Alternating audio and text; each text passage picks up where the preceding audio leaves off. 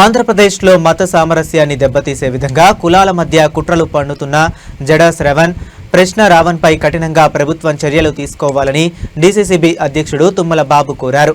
క్రైస్తవులను రెచ్చగొట్టి మత ఘర్షణలు సృష్టించేందుకు వైసీపీ నాయకులు, వారికి అనుబంధంగా ఉన్న కొందరు వ్యక్తులు ప్రయత్నిస్తున్నారనే ఆరోపణలపై సమగ్ర దర్యాప్తు జరగాలని ఆయన డిమాండ్ చేశారు.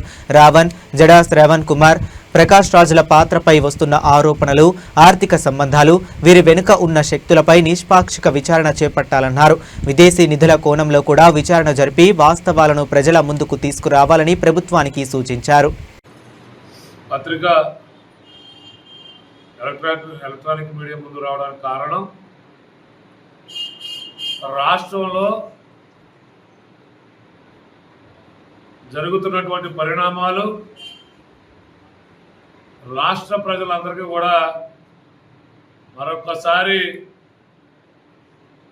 సవివరంగా తెలియజేయాలనే ఉద్దేశంతో ఈరోజు ఈ ప్రెస్ మీట్ పెట్టడం జరిగింది. ముఖ్యంగా ఆంధ్రప్రదేశ్ రాష్ట్రంలో ఈరోజు మత ఘర్షణలు సృష్టించేటువంటి ఒక కుట్ర జరుగుతూ ఉంది. ప్రజలందరూ కూడా అప్రమత్తంగా ఉండాలి అనేటువంటిది ప్రజలను కోరుతా ఉన్నాం. అలాగే ఆంధ్రప్రదేశ్ రాష్ట్రంలో ఉన్నటువంటి ఎవరైతే దళిత క్రైస్తవ సోదరులు ఉన్నారో వారందరినీ కూడా రెచ్చగొట్టి గతంలో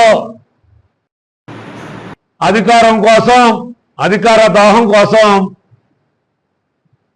హైదరాబాద్ లో కులాల మధ్య ఘర్షణ సృష్టించి రాజకీయ పబ్బం గడుపుకోవాలనుకున్నారో అదే రీతిని ఈరోజు మన రాష్ట్రంలో కూడా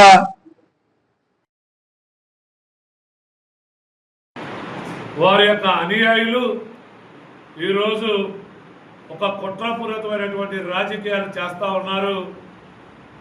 ప్రజలు విద్యుత్తుతో ఆలోచన చేసి న్యాయం వైపు, ధర్మం వైపు నిలబడాలనేటువంటిదే కోరుతా ఉన్నాం. ఈరోజు ముఖ్యంగా ఒక రాక్షస జాతికి చెందినటువంటి రావణ్ అనేటువంటి వాడు ఆ రోజు ఏలూరులో జడా శ్రవణ్ కుమార్ అనేటువంటి ఒక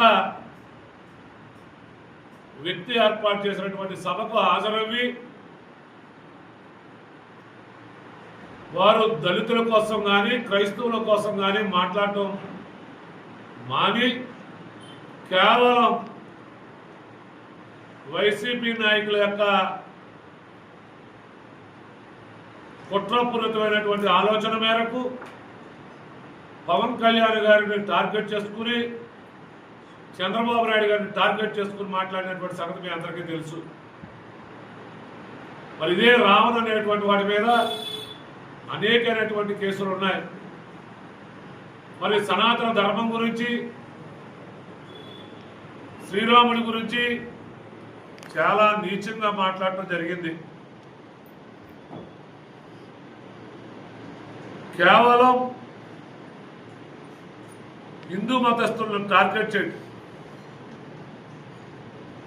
క్రైస్తవులకి హిందువులకి ఒక గొడవలు పెట్టి అల్లలు సృష్టించాలనేటువంటి ఏదైతే తాడేపల్లి ప్యాలెస్ నుంచి వచ్చినటువంటి సూచనల మేరకే ఈ ప్రశ్న రావణ్ కానీ, జడా శ్రావణ్ కానీ, ప్రకాష్ రాజ్ కానీ ఈ రాష్ట్రంలో అల్లర్లు సృష్టించడం కోసమే మీరు ఇటువంటి సమావేశాలు ఏర్పాటు చేయటమే కాకుండా సనాతన ధర్మం కోసం, ఒక న్యాయం కోసం, ఒక నీతి కోసం, ఒక నిజాయితీగా ఈ రాష్ట్రాన్ని పరిపాలించాలని ముందుకు వచ్చినటువంటి పవన్ కళ్యాణ్ గారిని దూషించడమే పనిగా పెట్టుకున్నారు.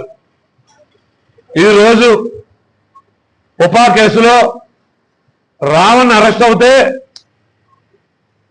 మరి రావణ్కి మద్దతుగా జడా శ్రావణ్ నిలబడితే జడా శ్రావణ్కి కూడా సరిపోడు, మరి ఇది పూర్తిగా అన్యాయం అని వైసీపీ నాయకులు కూడా ఈరోజు ముందు వరుసలోకి ఈ కుట్రలో జడా శ్రావణ్ కుమార్ అనేటువంటి వాడు కీలక భూమి కీలక పాత్ర పోషిస్తా ఉన్నాడు. మరి అతను ఒక మాట చెప్పాడు, నేను జగన్పై పోరాటం చేయడానికి 25 కోట్ల రూపాయలు ఖర్చు పెట్టానని చెప్పాడు. నీకు 25 కోట్ల రూపాయలు సొమ్ము ఎక్కడి నుంచి వచ్చింది? నీ ఆస్తి ఏంటి? నువ్వు ప్రజాక్షేత్రంలో ఆ 25 కోట్ల రూపాయలు నీకు ఏ విధంగా నువ్వు సంపాదించావో, ఏ విధంగా అవినీతి చేసావో నువ్వు ప్రజలకు తెలియజేయవలసినటువంటి అవసరం ఉంది. నీ నోటితో నువ్వే 25 కోట్ల రూపాయలు జగన్ నేను గద్దె దింపడానికి ఖర్చు పెట్టారని చెప్పావు. మరి 25 కోట్లకి కూడా ఎక్కడి నుంచి వచ్చిందో నువ్వే సమాధానం చెప్పాలి. జడా శ్రావణ్ కుమార్ అని కూడా ఈ సందర్భంగా అడుగుతా ఉన్నా. అలాగే ఒక సాధారణమైనటువంటి లైన్ మ్యాన్ కుమారుడు అతను. అటువంటి అతనికి ఆ భగవంతుడి దయ వల్ల జడ్జిగా పనిచేశాడు. పనిచేసిన తర్వాత రాజీనామా చేశాడు. ఆ రాజీనామా ఎందుకు చేశాడంటే అతని మీద అనేకమైనటువంటి అవినీతి ఆరోపణలు ఉన్నాయనేటువంటి ప్రచారం జరుగుతూ ఉంది. ఆ ప్రచారానికి జరిగి ప్రభుత్వం ఎక్కడైతే డిస్మిస్ చేద్దామని ముందుగానే మేల్కొలి నువ్వు ఆ జడ్జి పదవికి రాజీనామా చేశావు. జడ్జి పదవి రాజీనామా చేశావు. నేను ఇప్పుడు ఒక లాయర్ని చెప్పుకుంటా ఉన్నావు. నీ బార్ కౌన్సిల్లో ఎంక్వైరీ చేస్తే ఈ బార్ కౌన్సిల్ వచ్చినటువంటి రికార్డుల ప్రకారం నువ్వు అసలు ప్రాక్టీసే చేయటం లేదని నీ బార్ కౌన్సిల్లో రికార్డులు చెప్తా ఉన్నాయి. నువ్వు ప్రజలను మభ్య పెడతా ఉన్నావు. మరియు ముఖ్యంగా మా దళిత సోదరులు కానీ మా మధ్య ఉన్నటువంటి అనురాగం ఆప్యాయతల్ని విడదీస్తా ఉన్నావు. మా మధ్య అల్లర్లు సృష్టించడానికి నువ్వు కుట్ర పన్నుతా ఉన్నావు జడా శ్రావణ్ అనేటువంటిది ఈ సందర్భంగా తెలియజేసుకుంటూ, అలాగే ప్రకాష్ రాజ్, ఈ ప్రకాష్ రాజ్ మీద అనేకమైనటువంటి ఆరోపణలు ఉన్నాయి.